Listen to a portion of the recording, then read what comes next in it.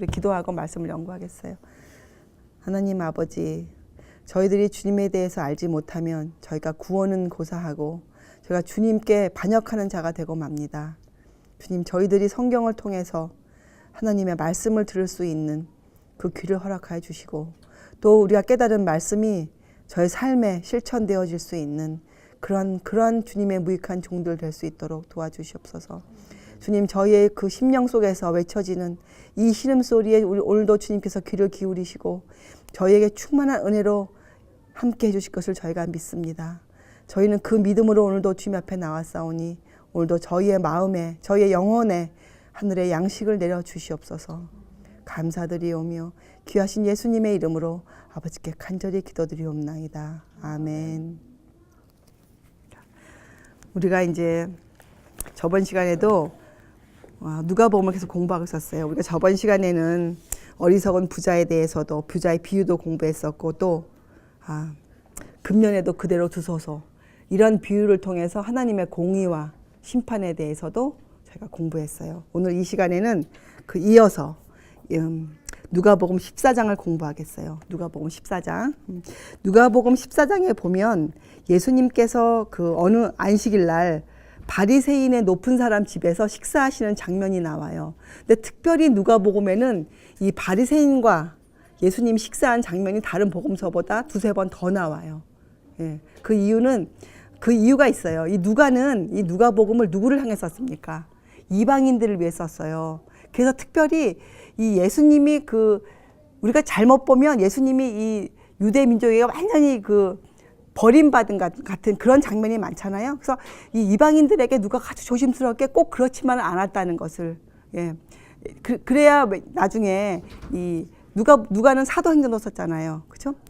나중에 초대교회 때 많은 이방인들이 그 복음을 믿고 이제 들어올 텐데 예수님의 어떤 권위와 이런 것에 대해서 아주 신경을 쓰고 이 누가가 쓴 글이에요. 그래서 특별히 누가복음에는 이 바리새인들, 특별히 바리새인 두령, 그러면 높은 사람이잖아요. 이런 사람들과의 격이 없는 예수님과의 대화들, 또 바리새인 중에서 또 어떤 사람들은 예수님을 존경했고 예수님을 잔치에 초대했다는 이런 사실들을 아주 적나라하게 적고 있어요. 누가는.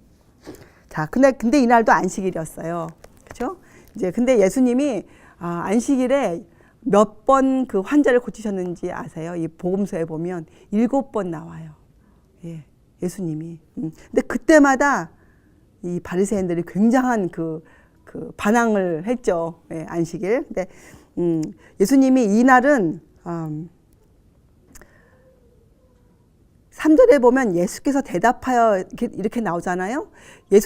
근데 그 1, 2절에 보면 질문이 나와 있지 않아요. 그런데 예수님이 이렇게 3절에 하셨어요. 이 이유는 예수님은 그들이 질문을 안 해도 그들의 마음을 아셨어요. 그들의 마음을. 그래서 대답하셨어요. 우리가 이것은 여러 번 저희가 공부했기 때문에 왜 안식일에 병을 고치는 것이 합당한 일인지에 대해서 그 일을 하신 다음에 예수님이 거기에 와 있는 많은 식사에 와 있는 많은 사람들이 서로 상좌에 앉으려고 다투는 모습을 보시면서 하신 말씀이 7절부터 나와 있어요. 7절부터. 그렇죠? 예수님이 그 말씀을 하신 교훈은 11절에 나와 있죠. 무릇 자기를 높이는 자는 낮아지고 자기를 낮추는 자는 높아지리라. 자, 이 말씀을 여러분과 제가 교회를 다니면서 많이 읽었고 당연하다고 여겼던 말씀인데 다시 한번 생각해 보세요. 왜 자기를 높이는 자는 낮아질까요? 그리고 왜 자기를 낮추는 자는 높아질까요? 이것을 우리가 쉽게 그렇죠. 주님 앞에서 겸손한 자는 나중에 영광을 받고 이렇게 쉽게 이해할 수 있는 또 그런 간단한 말씀만은 아니에요. 이것은 이런 뜻이 있어요. 이것을 우리는 항상 성경을 읽을 때 그 성경의 교훈을 내 실제적인 생활로 연결시키는 그런 연습을 해야 되거든요. 이 성경 말씀이 우리와 상관이 없으면 안 돼요. 그저 좋은 말씀이다. 이렇게만 돼 있으면 우리를 구원할 수가 없어요. 이 말씀이 우리 안에 내 삶을 변화시킬 수 있는 그런 능력으로 다가와야 되거든요. 자, 이 말씀은 이런 거예요. 나를 높이는 삶. 이게 실제적으로 무슨 말이에요? 자기를 높이는 삶. 이게 뭐예요? 우리가 이 땅에 살면서 어떤 삶이에요? 내 이익에 빠삭한 사람. 내 이익만을 목적으로 수단과 방법을 가리지 않고 사는 사람들. 명예를 위해서든지 재물을 위해서든지 무엇을 위해서든지 간에, 그렇죠? 그런 사람들이 재물을 많이 모았어요. 명예를 많이 모았으면 그 사람들이 사람들에게 존중은 받을 수 있을지 몰라요. 하지만 그 사람의 결과는 어떻게 됩니까? 그 사람이 죽고 난 후에 아무도 그 사람 돌아본 자가 없고, 심지어 성경에는 그런 사람의 죽음은 짐승의 죽음과 같다고 시편에 나와 있어요. 그런 사람의 죽음은. 그렇잖아요? 그래서 이런 사람들의 삶의 결과는 결국은 낮아져요. 땅이에요. 결국은 멸망이란 말이에요. 그런데 자기를 낮추는 사람은 뭐예요? 우리가 오늘 설교 들었지만 나를 낮춘다는 것은 쉬운 게 아니에요. 우리가 아주 분위기 좋고 아주 좋은 자리에서 나를 낮추는 것은 쉽게 할 수 있지만, 내가 옳은 평가를 받지 못했을 때, 다른 말로 하면 내가 정당한 평가를 받지 못했을 때, 심지어 내가 억울한 누명을 썼을 때 또 내가 나를 낮출 수 있는 사람, 내가 나의 이기심이 전혀 없는 사람, 그죠? 그런 사람은 어떻게 돼요? 당연히 높아지죠. 어디에서? 하늘에서. 어쩌면 땅에선 그 일이 안 이루어질 수도 있어요. 하지만 우리가 바라보는 영원한 하늘을 바라보기 때문에 그런 사람은 높아지리라. 예수님은 이 말씀을 정말 이런 뜻으로 하셨어요. 이런 뜻으로. 그래서 여러분, 자기를 높이는 정신, 나를 사랑하는 정신, 이런 이기심은 죄악의 뿌리예요. 그래서 이 이기심에서 싹 트는 것이 또 교만이에요. 교만. 그래서 이런 이기심과 교만은 죄악의 뿌리예요. 예, 이 말씀도 결국은 심지어는 잔치 자리에 가서도, 예? 내가 마땅히 높은 자리에 앉을 수 있는 처지를 하더라도 나중에 올 사람들을 생각해서, 그렇죠? 예. 또 나는 하나님 앞에 서 있는 사람이기에 내가 한 모든 일은 무익한 일이었기 때문에 주님 앞에서 그것을 정말 내가 실감하고 산다면 절대로 상좌에 가서 앉지 못하겠죠. 예수님이 이렇게 높은 영적인 말씀을 하셨어요. 그리고 이어서 12절에 그 잔치를 놓고 또 하신 교훈이 하나가 있어요. 잔치를 베풀 때에 벗이나 형제나 친척이나 부한 이웃을 청하지 말라. 이게 도대체 무슨 말씀일까요? 이것을 우리가 생각해서 또 그렇지, 이제부터는 우리는 내 이웃이나 내 형제들을 위해서는 절대로 이런 걸 해서는 안 된다, 이런 말씀은 아니에요. 그렇죠? 우리가 형제들과 떡을 떼고, 예? 이웃들과 떡을 떼고 얼마든지 할 수 있어요. 그런데 우리가 그 전에 읽은 말씀에 의거해서 잔치를 벌일 때 내 마음의 동기를 살펴보는 거예요. 내 마음의 동기. 내 마음의 동기. 이기적인 동기로 무엇을 바라고 하는 사람을 부르는 것은 참 문제가 된다. 그러면 너의 이기심이 그 속에 들어가기 때문에 꼭 그런 결과를 낳게 되어 있다. 이렇게 말씀하신 거예요. 그래서 우리는 무엇을 베풀 때에는 정말 무엇을 베풀든지, 아니면 우리가 매일매일 사는 우리 삶 가운데서 우리의 이기심, 나를 사랑하는 마음, 내 목적만을 사랑하는 마음, 예?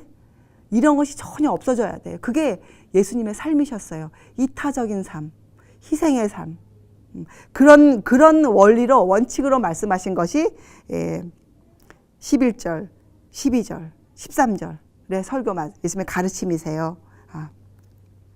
그런데 15절에 보면 이건 예수님이 실제적으로 그 청함, 그 잔치에서 식사를 하시면서 지금 이런 말씀 하셨거든요. 그런데 15절에 보면 참 이런 말이 왜 끼어 있는지, 15절에 함께 먹는 사람 중에 하나가 이 말을 듣고, 이 말이 뭐예요? 예수님의 가르침을 듣고 이르되 무릇 하나님의 나라에서 떡을 먹는 자는 복되도다 하니. 자, 근데 여러분 한번 이 장면을 생각해 보세요.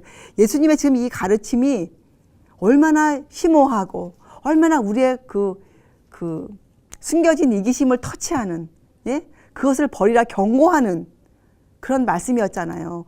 그런데 15절에 이 사람이 이것을 칭찬하면서 하나님의 나라에서 떡을 먹는 자는 복되도다 이렇게 외쳤거든요. 그런데 그 다음 절에 보면 예수님이 16절에 이르시되 하시면서 다른 비유로 시작하세요. 이것으로 미루보아 이 사람이 이 잘못된 마음으로 이 말씀하셨는데, 이것은 이 하나님의 나라에서 떡을 먹는 자, 이것은 상용 어구예요. 이것은 이스라엘 사람들이 아주 쉽게, 지금 우리가 하는 말이 뭐 있습니까? 하늘까지 같이 갑시다. 이거 사실 상용 어구거든요. 이거 우리가 그렇게 쉽게 내뱉을 수 있는 말이 아닌데 버릇처럼 하는 말이에요. 버릇처럼. 그 당시 사람들이 이 버릇처럼 하는 말이 이거였어요. 하나님 내 떡을 먹는 자는 복되다. 왜 그랬을까요? 자기네들은 이미 하늘나라에 가서 앉아있기 때문에 이런 말씀을 서로 위로하는 말로 했었거든요. 근데 이것은 발람의 정신이에요. 발람의 정신. 여러분 발람이 어떤 정신을 갖고 살았습니까? 그가 나쁜 짓을 하면서 하나님을 배격하는 짓을 하면서 그가 이렇게 고백했어요. 나는 의인같이 살기를 원하고 의인의 죽음처럼 죽기를 원한다 그랬어요. 예. 이거 발람의 정신이거든요. 그러니까 자격이 없는데 예? 자기가 할 의무는 행할 일은 절대 생각하지 않고 받을 축복만 바라보는 사람의 정신이에요. 그리고 이 사람이 예수님의 가르침을 중지시켰어요. 그렇잖아요. 이 사람이 듣기 싫었거든요.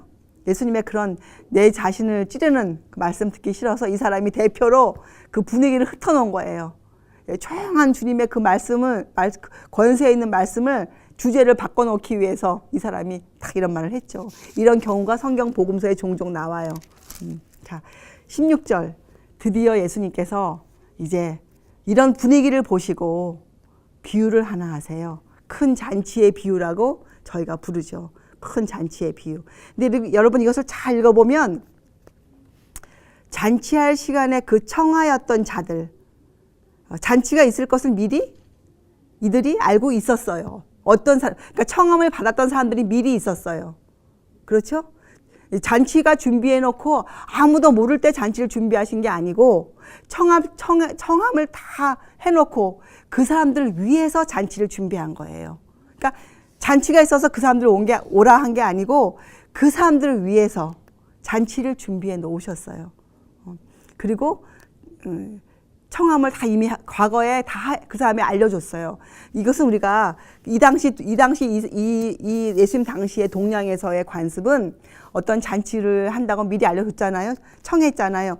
근데 그 잔치를 할 날이 가까워오면 종들을 다 보낸대요. 다시 한번 상기시켜주는 거죠. 잔치가 가까웠다. 다른 일을 잡지 말아라. 그날에 꼭 잔치에 와야 한다. 이렇게 종들이 했대요. 그렇게 했고 여기 보면 가로되 오소서 모든 것이 준비되었나이다 하매. 그러니까 모든 것이 준비했다고 다 알려주었어요. 자, 그런데 우리가 그 다음에 보면 세 부류의 거절한 사람들이 나와요. 한 사람은 밭을 샀다고 못 갔고 한 사람은 소를 샀다고 못 갔고 근데 이 두 사람은 그래도 참 미안하다 용서해달라 이렇게 했어요. 근데 세 번째 사람은 장가 들었다고 못 가겠다고 한 이 사람은 용서해달라는 것도 말하지 않았어요. 이렇게 세 부류의 사람이 이제 등장해요. 자, 그리고 이제 종이 돌아와서 그 사건을 주인에게 그대로 고하니 집주인이 노하여서 어떡합니까? 빨리 시간이 없다. 빨리 시내의 거리와 골목에 가서 데려오너라. 근데 그 사람의 부류가 가난한 자들, 병신들, 소경들, 저는 자들을 데려와라. 이렇게 했어요. 그래서 데려왔어요. 그런데 데려왔는데도 불구하고 자리가 비어 있는 거예요. 그래서 주인이 또 나가라. 근데 이번에 어디로 보냈냐? 그 성을 벗어나서 길과 산울가로 종을 보내요. 그런데 여기에는 이 사람들을 데려올 때는 이렇게 나와 있어요. 강권하여 데려다가 내 집을 채우라. 그렇죠. 이것이 우리가 공부하는 오늘 큰 잔치의 비유예요. 큰 잔치. 자, 이런 비유를 예수님이 왜 하셨을까요? 여기에는 어떠한 교훈과 어떠한 경고가 들어가 있을까요? 자주 공부하지만 예수님의 비유, 교훈에는 항상 경고가 들어가 있고 자비가 들어가 있어요. 항상 공의와 사랑이 같이 가고 있어요. 예. 이 큰 잔치의 비유를 하실 때 이 유대인들은 잔치에 아주 익숙한 사람들이에요. 이들의 삶이 무엇과 같이 돌아갑니까? 예? 이들의 삶이 절기는 큰 잔치예요. 유월절, 오순절, 크게만 해도 초막절, 이건 잔치거든요. 그날 이 사람들이 뭐 합니까? 그 많은 짐승을 잡아서 그 자기 나라에 우거하는 객들, 고아들, 과부들을 위해 잔치를 베풀고 음식을 나눠주고 이런 일을 했거든요. 그래서 이 사람들은 솔직히 잔치에 굉장히 익숙해 있어요. 유대인들은. 그래서 이런 잔치를 할 때마다 사실은 거기에 거하는 이방인들이 어떤 모습으로 있었을까요? 참 부러운 표정으로 그 잔치에 임했겠죠. 왜냐하면 그 하나님의 축복을 아주 충분히 받는 그들을 보면서, 그래서 예수님이 이 큰 잔치 비유를 설명하셨을 때 예수님이 유대인들만 놓고 하신 설교가 아니에요. 그 이방인들, 그 잔치에 들어오고 싶어하는, 그렇죠? 그 잔치에 임하는 복을 받고 싶어하는, 하나님의 복을 받고 싶어하는 그러한 자들을 향해서 사실 예수님이 이 설교하셨어요. 자, 우리도 한번 그런 마음으로 오늘 공부해 볼게요. 이 잔치에 보면 이미 청함받은 자들이 있었죠. 예, 그들은 어떻게 했습니까? 거절했어요. 거절. 여러분 성경에 보면 말이에요. 이 거절한 사람들의 이야기가 꽤 나와요. 근데 우리가 읽어보면 이 거절한 사람들의 그 관심사가 다 어디에 가 있었습니까? 관심사가. 무엇 때문에 이들이 거절했어요? 무엇 때문에? 예, 자기가 당장 해야 될 자기의 일 때문에 거절했어요. 그죠? 밭을 산 사람은 그 밭을 시험해 봐야 간다고. 소를 산 사람들은 소를 한번 써봐야 되겠다 그러고, 장가 간 사람은 장가 가서 너무 즐거우니 그것을 좀 누려야겠다고 오지 않고. 그래서 이것은 이 사람들의 관심사가 어디에 있었는가에 가 중심이에요. 관심사. 그래서 이 큰 잔치 비유의 한 가지 교훈은 우리가 어디에다 관심을 두고 살아야 하는가. 우리가 세속적인 관심. 그러니까 세속적 그러면 여러분들이 그냥 TV 많이 보고 또 무슨 영화관 가고 또 뭐라 그럴까요? 그냥 이런 것에만 생각하는데 아니에요. 세속이란 것은 예수님이 빠져있는 모든 것이 세속이에요. 세속.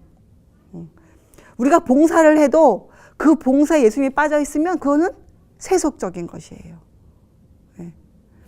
그래서 우리가 이 교훈은 세속적인 관심과 영원한 것에 대한 관심의 차이예요. 영원한 것. 영원한 것. 여러분, 우리가요, 성서를 공부하지 않으면 우리가 영원이란 것을 이해하기가 힘들어요. 정말로.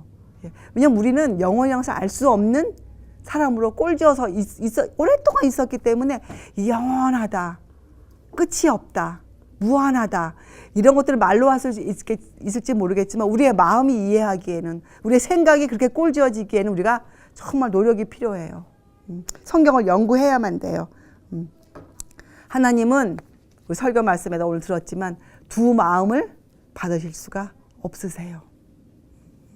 그래서 예수님이 여기 이 거절한 자들의 이야기가 적혀 있어요. 그래서 여러분, 우리는 이 세속적인 관심을 끊어야 돼요. 근데 여기에 보면 이 사람들 보면요, 내가 사업하는 거, 내가 먹고 살기 위해서 뿐만 아니라 내 목적을 위해서 하는 그 사업 때문에 이들이 오지 않았잖아요. 또 한 사람은 뭐 때문에 안 왔어요?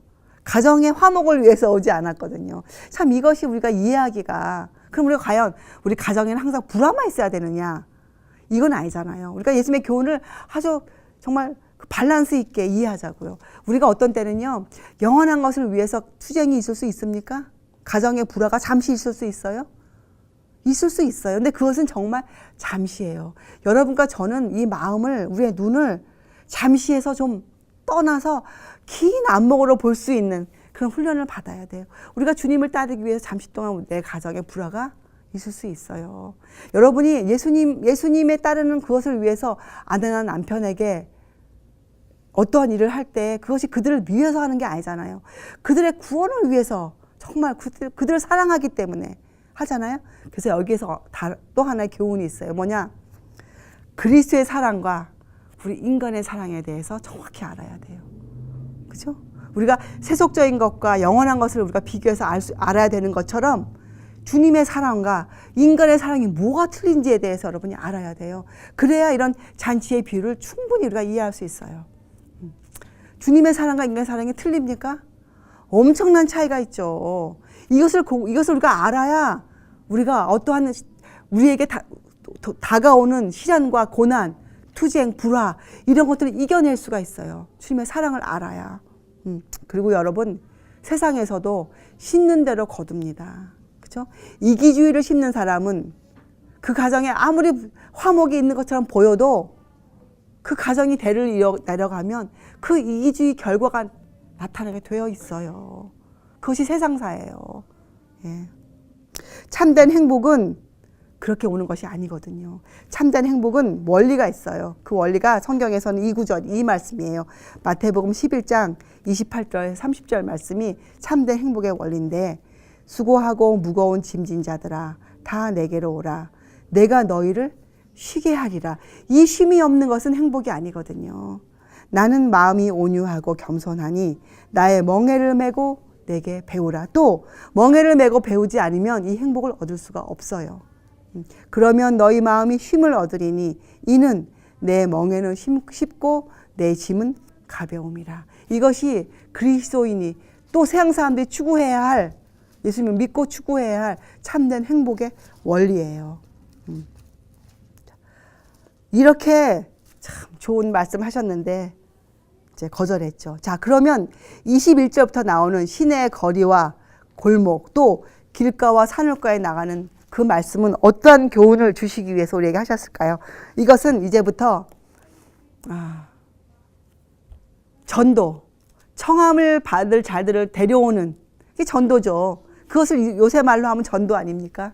하나님 잔치에 참여할 자들을 데려오는 그 방법을 알려주시는 거예요. 전도 방법. 여러분, 이 복음 사업이 성공하기 위해서 우리에게 두 가지가 필요합니다. 두 가지가. 많은 것이 나와 있지만 그걸 다 종합해서 보면 두 가지가 우리가 전도 사업에서 필요해요. 요인이 필요한데, 하나는 이 복음의 기별이 단순해야 돼요. 많은 것을 갖고 있지만 단순해야 돼요. 우리가 많은 말을 해도 그 안에 흘러가는 원칙이 단순해야 돼요. 예, 단순해야 돼요. 하나님의 선하심과 인자하심, 예수님의 사랑, 이렇게 단순해야 돼요. 기별이. 자, 그리고 이 생명의 양식을 갈망하는 이런 자들에게 적절한 것을 주어야 돼요. 적절한 것. 내가 좋다고 내 나름대로의 어떤 것을 전하면 안 돼요. 예, 성경을 통해서 지금 우리가 공부하잖아요. 예, 우리가 어떤 자들에게 가서 또 어떻게 방법을 전해야 되는지가 성경에는 분명히 나와 있거든요. 그래서 우리는 이 적절한 것을 전해줄 수 있는 지혜가 필요합니다. 이 두 가지 요인을 항상 기억해야 하겠어요. 자, 시내 거리와 골목. 여기는 뭐예요? 근데 여기 또 예수님이 감사하게도 그 안에 어떤 사람들의 부류를 설명하셨어요. 가난한 자. 단어도 참 그러시죠? 병신들, 소경들, 저는 자들을 데려오라. 이것은 뭐예요? 그 당시 말하면 세리와 창기들이었어요. 유대 나라에. 그죠? 이러한 사람들에게 가서 복음을 전하라. 그들에게. 그렇게 말씀하셨어요. 근데 우리가 이것을 우리 시대에 그러면 뭐 정말 실제적으로 뭐 세리, 창기. 이 시대에 또 세리는 나쁜 직업이 아니에요. 그렇죠? IRS에 근무한다. 이게 얼마나 근사한 직업이에요. 절대 나쁜 직업이 아니니까 우리가 그렇게만 이해할 수 없죠. 우리가 좀 지혜롭게 이해를 해야 돼요. 자, 이것은 어떠한 사람을 대상으로 말씀하셨을까? 이거는 종교에 무관심해 보이는 사람들. 종교에 무관심해 보이는 사람들. 그렇죠? 그리고 도덕적 능력이 부족해 보이는 사람들. 그러니까 다른 말로 하면 거룩함이 좀 떨어진 사람들. 또 기독교계가 볼 때 버림받아 보이는 사람들. 이미 지옥으로 들어갈 것처럼 보이는 사람들. 그렇게 이미 되어진 것처럼 보이는 사람들. 우리 눈에.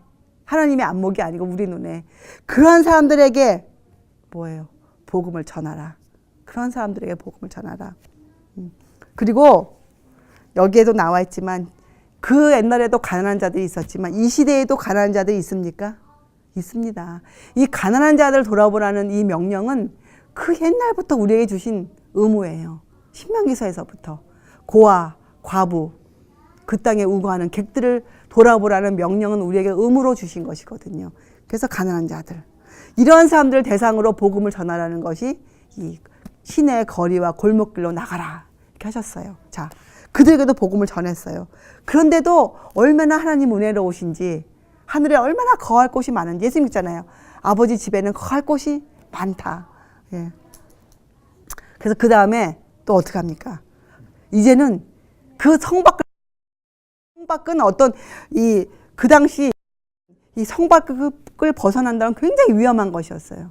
안전치가 못해요. 예. 그런데 이들에게 성 밖을 벗어나서 길가, 산울가로 가라고 하셨어요.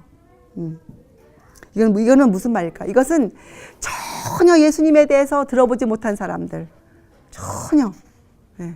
그렇지만 자기 양심에 따라서, 로마서에 나와 있는 것처럼 양심에 따라서 자기가 가지고 있는 아주 희미하고 작은 빛에 따라 양심적으로 살고 있는 사람들, 그런 사람들 찾아내야 돼요. 우리가. 그것이 우리가 해야 되는 전도예요. 그런 사람을 찾아내는 것. 그런 사람에게 이 기별이 미치도록, 하나님의 사랑의 메시지가 가도록 우리가 하는 일, 그것이 여러분과 제가 하고 있는 이 전도 사업이죠. 그런데 그런 사람들을 데려올 때 방법이 또 나와요. 어떻게 하라고요? 강권하여 데려오라. 자, 이건 또 무슨 의미일까요? 강권. 강권이 무슨 뜻이에요? 강제로 데려오라? 아니죠. 강권이라는 뜻은 아주 애절한 마음으로 권하는 거예요. 그 두려운 마음으로 그들에게 권하는 거예요. 예. 이런 사람들에게는요, 데려올 방법이 하나뿐이 없어요. 이런 전도할 방법은 가서 예수님 속히 오신다, 이거 안 돼요. 그러면 이들이 지금 알지 못하는데, 그럼 그들이 심판에 대한 것을 배우게 돼 있어서 두려움이 생기죠.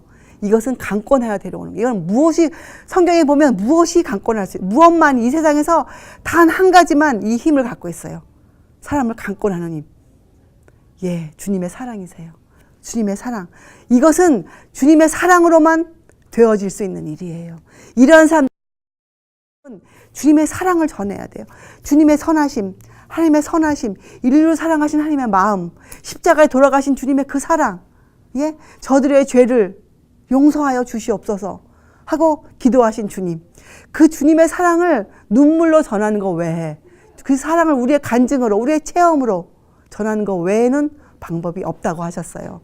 그들은 우리가 강권하여 데려와야 돼. 그리고 우리가 강권하여 데려와서 어떻게 합니까? 그들을 가르쳐야죠. 사람들이 내가 어떻게 해야 구원을 얻겠습니까? 이런 주님의 사랑을 바라보고 그 사랑을 얻고 싶은, 이렇게 우리가 해야 돼요. 그래서 사람들 마음에 목마름, 그쵸? 예, 원하는 마음. 그 성경에 보면 어떻게 해요? 목마른 자들아, 원하는 자들에게, 이렇게 나오잖아요. 우리가 그 일을 해야 되는 거죠. 여러분, 아가서 8장을 한번 펴보세요. 아가서 8장. 제가 아침에 이 장을 읽고 참, 주님이 나를 이렇게 사랑하시고 난 정말 이런 사랑을 얻고 싶다. 나는 정말 이런 분과 함께 살고 싶다. 이런 마음이 들었어요. 아가서 8장 6절과 7절을 읽어볼게요. 너는 나를 인같이 마음에 품고 도장같이 팔에 두라. 하나님의 사랑의 고백서예요. 하나님 우리에게 보내는 사랑의 편지예요. 사랑은 죽음같이 강하고, 하나님의 사랑이 죽음같이 강하고 잔혹하며, 이게 참 여러분 이해가 되세요? 하나님의 사랑이 잔혹하며, 예? 불같이 그 기세가 여호와의 불과 같으리라. 여러분, 성경 역사에 이 불이 하는 역할 나와 있잖아요. 제단이 역할을 했습니까? 예? 엘리야 무엇을 했어요? 성령의 검이 우리에게 무엇을 해줍니까? 예. 7절. 이 사랑은 많은 물이 꺼치지 못하겠고 홍수라도 엄몰하지 못하나니 사람이 그 온 가산을 다 주고 사람과 바꾸려 할지라도 오히려 멸시를 받으리라. 이것이 하나님의 사랑이에요. 사랑의 편지의 주제세요. 하나님 우리를 이렇게 사랑하세요. 하나님께서. 예. 우리가 이 사랑에 절절히 스며들어서, 우리가 이 사랑에 젖어져서 우리가 주님의 사랑을 전해야, 이렇게 해야 길가와 산울가에 있는 주님의 백성들이 주님께로 나아올 수가 있어요. 여러분, 그러니 우리가 어떠한 생애를 살아야겠어요. 우리가 어떻게 주님께 기도드리고 우리가 어떻게 주님의 사랑을 간구해야 하겠습니까? 그렇죠? 예, 여러분과 저는 이 사랑에 정말, 예, 이 사랑을 체험하는 자들, 이 사랑에 나를 드리는 사람들, 그런 자들이 되어야 하겠어요. 그래서 우리가 우리는 그들을 초청만 하는 것이 아니에요. 그들을 듣고 오면 어떻게 합니까? 이 사랑으로 그들을 붙잡아 주어야 돼요. 우리가 배운 용기, 그죠? 우리가 얻은 힘, 우리의 소망들을 그들에게 나누어 줘야 돼요. 그들에게. 그때 우리한테 필요한 것이 뭡니까? 온유, 인내, 이런 품성들이에요. 이런 품성들. 아, 그런 말, 너 이거, 협박할 수 없어. 예. 그래서 우리가 품성이 왜 변해야 되느냐. 우리가 이런 전도자가 되어야 되는데, 아무리 나에게 사랑이 없으면 울리는 꽹과리와 같아 했잖아요. 예. 쇳소리 분이 안 나, 우리에게서. 그래서 우리가 이 품성의 변화가 함께, 우리가 사랑 안에서, 주님의 사랑 안에서, 그래서 우리가 정말 그런 마음으로 할 수 있는 사람들, 이렇게 되는 거죠. 그래서 유다서에 어떤 자들을 긍휼히 여기라. 이런 말이 있어요. 의심하는 자들을. 근데 여기 어떤 이렇게 나와 있죠. 긍휼히. 또 어떤 자 끌어내어 구원하라. 같은 교훈 아니에요? 길가와 산울가에서 그냥 놔두면 어떻게 돼요? 그냥 놔두면 휩쓸려 갈 수 있는 자들인데 하나님 백성들이거든요. 불에서 끌어내어 구원하라. 이런 유다서의 경고가 우리에게 있어요. 이런 역사에 참 많았어요. 대표적으로 있는 사람이 존 버년. 천로 역정을 지은 그 사람. 그 사람이 아주 질이 안 좋은 사람이었어요. 그 사람이. 또 우리가 잘 아는 존 뉴턴. 그 사람 뭐였어요? 노예 매매자였잖아요. 그런 사람. 또 성경에 있었던 사개오. 예. 근데 아마 여기에 우리의 이름도 앞으로 들어가 있을 거예요. 강문백 이렇게, 그렇죠? 뭐 호영주 이렇게 들어가 있을 수도 있겠어요. 그래서 예수의 사랑이 우리의 마음을 정복하지 못한다면, 예수님의 사랑이 우리의 마음을 정말 덮치지 못한다면 우리는 달리 소망이 없어요. 정말로. 예. 무엇을 어떻게 해볼 방법이 없는 거, 우리에게는. 예. 여러분, 그래서 이 성경 안에는 제가 말씀드리잖아요. 큰 주제가 흐르는데 그것이 하나님이 얼마나 선하시고 하나님이 얼마나 인자하신지 인류를 향해서, 예? 그 사랑이 절절히 흐르는, 정말 이 성경 전체가 하나님의 사랑의 편지라고 해도 틀린 말이 아닐 것이에요. 여러분. 그리고 하나 기억하세요. 이러한 자비의 기별을 거절할 때마다, 하나씩 거절할 때마다 우리의 마음에, 그런 사람들 마음에 뭐가 자라는 줄 아세요? 이기심이 자라요. 그래서 그 이기심을 통해서 죄악이 커져요. 성장해요. 왜냐하면 그 이기심이 죄의 뿌리를 내려주기 때문에 그래요. 좋은 씨도 뿌리를 깊게 내려주지만 이 죄의 씨도 마음에 뿌리를 내리거든요. 그래서 우리가 이것은 예수님의 교훈이지만 경고를 담고 있어요. 자, 예수님이 그런 말씀을 다 하셨는데 24절의 이 비유의 결론은 전에 청하였던 그 사람은 하나도 내 잔치를 맛보지 못하리라. 이렇게 나와 있지만 우리 주님은 우리가 어떤 죄를 졌었더라도 우리가 주님 앞에 하나님께 회개만 하면, 그리고 예수님의 보혈의 공로를 믿기만 하면 우리를 용서해 주시고 하늘에는 거할 집이 많아요. 예. 자, 이런 정말 참 큰 교훈을 하셨어요. 이 큰 잔치의 비유는 여러분과 저같이 이 전도의 마음을 두고 있는 사람은 꼭 깊이 생각해 봐야 되는, 예, 그러한 교훈이세요. 자, 이러한 25절에 보면 허다한 무리, 여기 허다한 무리 중에 숫자가 얼마나 된다고 그 전장에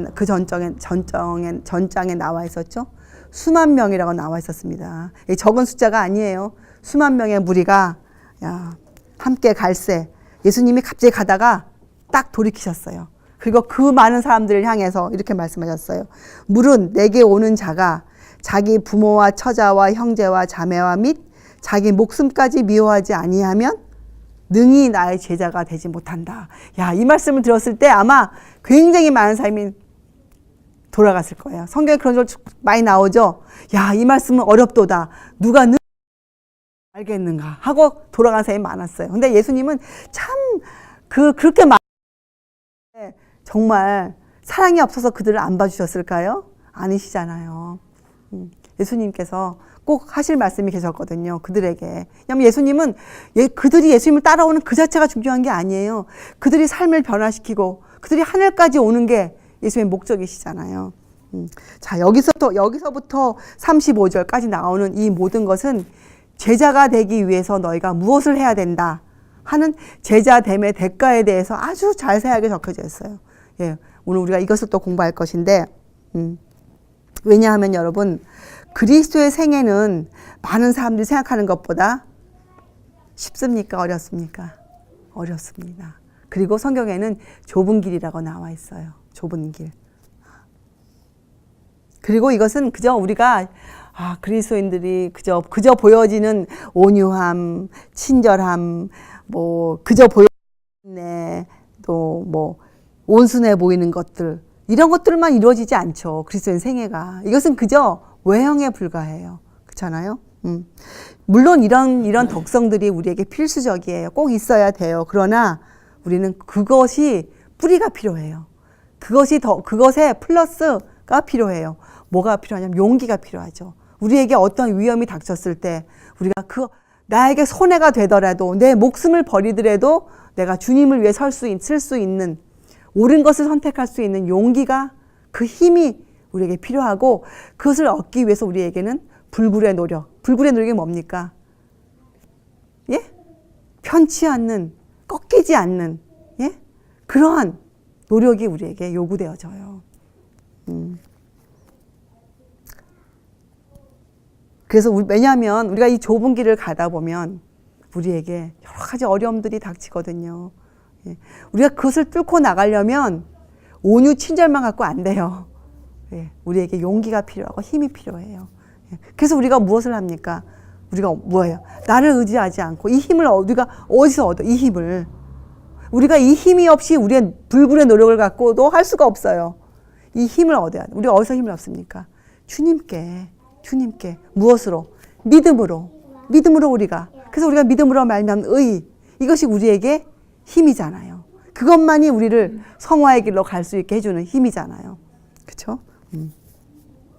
그래서 이것을 이 제자들 네 가지로 나와 있어요. 첫째 27절에 십자가를 져야 된다. 여러분 이건 잘 아시니까 십자가를 져야 된다. 십자가를 지는 것이 우리가 뭔지 알잖아요. 십자가를 지는 게 뭐예요? 나 자신을 완전히 포기하는 것. 그리고 주님을 따르기 위해서 예? 모든 것을 하는 것. 그 내 안에 숨어있는 모든 죄를 허물을 낱낱이 고하는 것. 그리고 버리는 것. 이것이 십자가를 지는 것이에요. 십자가를. 자, 그리고 여기에 보면 또 그 다음에 얘기가 나오죠. 말씀이 28절부터.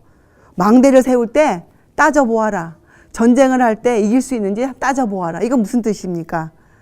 예수님의 제자가 된다는 것이 무엇을 의미하는지를 좀 생각해 보아라. 이것은 생각해보고 하지마 이거 아니죠. 그렇게 신중하게 너희가 결심하여라. 대가를 한번 너희가 무엇이 요구되어지는지 너희가 한번 생각해 보아라. 그런데 요점에서 한 것이 하나가 있어요. 여러분 우리가 그 전에 씨 뿌리는 자의 비유 공부했죠. 그렇죠? 씨 뿌리는 자. 그때 나온 두 번째 나온 그 돌밭이 있었어요. 이 돌밭에 있는 사람들하고 이 지금 대가에 대해서 연관이 돼요. 그래서 돌밭이 어떤 밭입니까?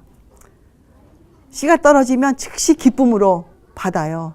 그런데 어려움이 생길 때 그 말씀으로 인하여 엎어져 버리는 거예요. 그것이 돌밭이고 싹을 못 틔워요. 근데 거기에 보면 흙이 너무 얕아서 뿌리를 내리지 못한다고 나와 있거든요. 그 돌밭이 다시 한번 가셔서 그 돌밭을 한번 공부해 보세요. 이것은 뭐냐면 말씀을 즉시 받기는 받았어요. 기쁨으로 그것도. 그런데 그 후가 그 말씀을 받고 난 후에 어떠한 삶을 살아야 된다에 대해서는 전혀 생각해 보지 않았기 때문에 그만 어려움이 왔을 때 쓰러지고 말았어요. 그건 왜 그러냐면요. 우리 인간은 마음에 이기심이 있거든요. 사람은 이게 본능이에요. 아무리 선해 보이는 사람도 아무리 훌륭해 보이는 사람 마음에도 이기심이 있다는 것이 원칙이거든요. 인간의. 그래서 사람은 다 흉악한 정말 것들이에요. 사람은. 왜냐하면 나오잖아요. 우리의 마음처럼 부패한 것이 없다고. 사람은 정말 흉악해요. 근데 이런 것을 내 마음을 모르고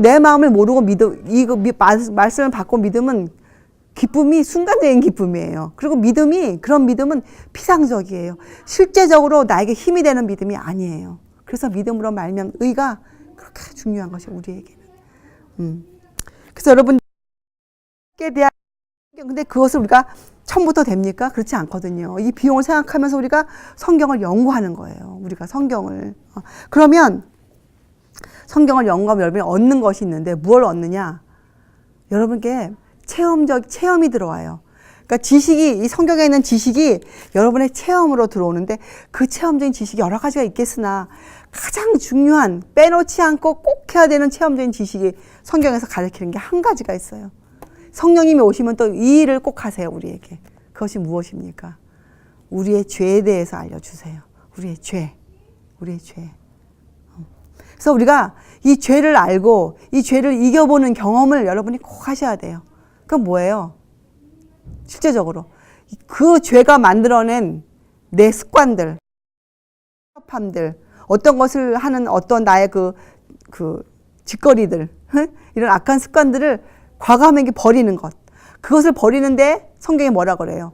팔을 잘라버리는 것 같은 아픔이 있을 것이다. 그런 의지가 필요하다. 눈을 빼어버리는 그런 일을 너희가 해야 된다. 이게 성경의 교훈이잖아요. 이런 일을 해야 돼요. 이것을 꼭 하라는 것이 제자가 되는 대가 중에 하나예요. 제자가 되는 대가 중에 하나. 왜냐하면요, 이기심이 전혀 없는 자아희생을 우리가 하는 사람으로 바뀌어져야 되기 때문에 그래요. 그것이 없이는, 그 이기심이 없는 사랑을 할 줄 아는 그 마음의 바탕이 없이는 우리가 그리스도인이 될 수가 없기 때문에, 그것이 원칙이기 때문에, 그것을 안 하면 하나님의 법을 지킬 수가 없기 때문에 여기 나와 있는 거예요. 자, 그것이 두 번째예요. 자, 그럼 세 번째는 또 무슨 말씀이 나와 있냐? 33절에 이렇게 나와 있죠. 이와 같이 자기의 모든 소유를 버리지 아니하면 능히 내 제자가 되지 못하리라. 이건 뭐예요? 뭐까지 버려야 돼? 여러분, 왜 사람들이 살면 다 자기 인생을 향한 계획들이 있잖아요. 예? 인생을 향한 계획들. 그거 어떻게 해야 됩니까? 그 계획 버려야 돼요.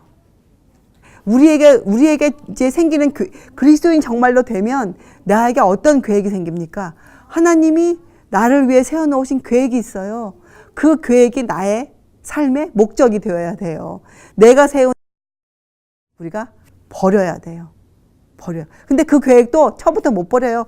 순서가 있어요. 제자됨의 대가, 두 번째 사랑, 이런 것들로 배우면서 우리가 그런 계획까지 버려버리는 거예요. 그 계획까지. 그렇잖아요? 많은 사람들은요, 이 종교 생활을 하면서도 이기심을 갖고 있어요. 종교 생활을 하면서도, 목회를 하면서도 그 목회 안에 내 이기심이 들어가 있단 말이에요. 전도 사업을 하는 계획이, 진짜로 그거 버려야 돼요. 그거 버려야죠. 또 여기 보면 세상의 재물을, 소유를 완전히 포기해야 된다. 버려야 된다. 그것도 자원하여. 이런 교훈이 33절에 있죠. 세 번째예요. 제자됨에. 자, 그리고 또 34절. 소금이 좋은 것이나 소금도 만일 그 맛을 잃었으면 무엇으로 짜게 하리요? 땅에도 거름에도 쓸데없어 내어 버리느니라. 이렇게 되어 있거든요. 이건 뭐예요? 여러분, 소금이 어떤 부패를 방지하잖아요. 부패. 이건 뭐예요? 우리가 주님으로부터 배운 그 희생 정신, 그 삶이 어떻게 해야 된다고요? 오늘만 살고 내일은 그렇게 안 살아도 된다고요? 아니에요. 영구히 계속적으로 그렇게 살아요. 유지시켜야 되는 거예요. 우리의 신앙생활을 그렇게 유지시켜 나가야 된다. 이 네 가지 교훈이 이 누가복음 14장 끝절에 나와 있어요. 첫째, 우리는 십자가를 지는 것을 배워야 돼요. 십자가. 두 번째, 이 주님의 제자가 되기 위해 우리가 인생에서 무엇을 버리고 우리가 어떻게 해야 된다. 이것을 깊이 배우고 우리가 두려운 마음, 엄숙한 마음으로 우리가 이런 것들을 행해야 돼요. 세 번째, 어디까지 우리가 해야 되는가. 우리의 계획들, 어떤 때는 좋게 보여지는 것이지만 주님의 그 사랑으로 면밀히 우리가 따져보고, 네? 다 버리고 온전히 우리는 무익한 종이 되어서 주님만을 받아들여야 돼요. 그리고 세상의 재물, 나의 모든 소유를 우리가 버려야 돼요. 자, 그리고 끝으로 어떻게 해야 한다고요? 얻은 그 희생 정신이 어떻게 해요? 영구히 유지될 수 있도록 우리가 애를 써야 되는 것이에요. 그것이 예수님의 제자됨의 대가고 의무들이에요. 그렇게 된 사람들만이 제자가 될 수 있다. 이렇게 말씀하셨어요. 그리고 이것이 바로 예수님이 요구하시는 전적인 헌신이고 온전한 봉사예요. 그리고 이것이 참된 성결이에요. 우리가 꼭 이루어내야 되는 우리의 목표들이죠. 누가복음을 이렇게 다 말씀하시면서 끝에 이렇게 나와 있죠. 들을 귀가 있는 자는 들을지어다 하시니라. 그 수많은 사람을 향해서 예수님이 돌아주셔서 내 부모와 처자와 형제와 자매와 및 자기 목숨까지 미워하지 아니하면 능히 나의 제자가 되지 못한다 하시면서 말씀을 쭉 설명하시고 끝에 매듭을 들을 귀가 있는 자는 들을지어다 이렇게 하셨어요. 여러분과 저는 들을 귀가 있어야 돼요. 들을 귀. 우리의 마음이 이 사랑에 열려져야 돼요. 예? 그래야 이 모든 것을 할 수가 있어요.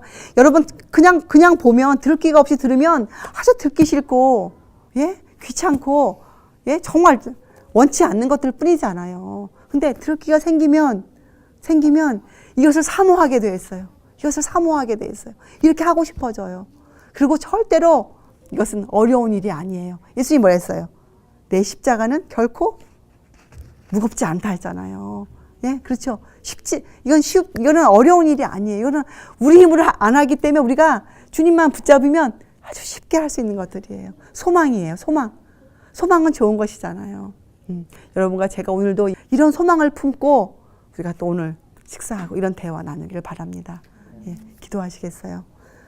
하나님 아버지, 오늘도 저에게 소망을 허락해 주시고 정말 이렇게 쓸데없는, 정말 죽을 수뿐이 없는 쓸모없는 저희들을, 주님은 이런 저희들을 불쌍히 여기시고 저희들을 하늘의 유용한 자들로 만들어 주시겠다고 하시니 얼마나 감사한지 모르겠습니다. 주님, 저희들이 주님의 사랑에, 그 사랑의 마음이 움직이고 정말 그 사랑을 전하는 자들 되게 하여 주시옵소서. 주님, 오늘도 저희가 주님의 사랑에 감복하고 그 사랑에 의해서 이런 일들을 하고 있습니다. 주님, 여기에 고개를 숙인 어린 아이부터 어른에 이르기까지 한 사람도 주님 빠지지 마시고 그 집안의 모든 형제와 자매들까지 주님 구원하여 주시옵소서. 감사드리오며 귀하신 예수님의 이름으로 아버지께 간절히 기도드리옵나이다. 아멘.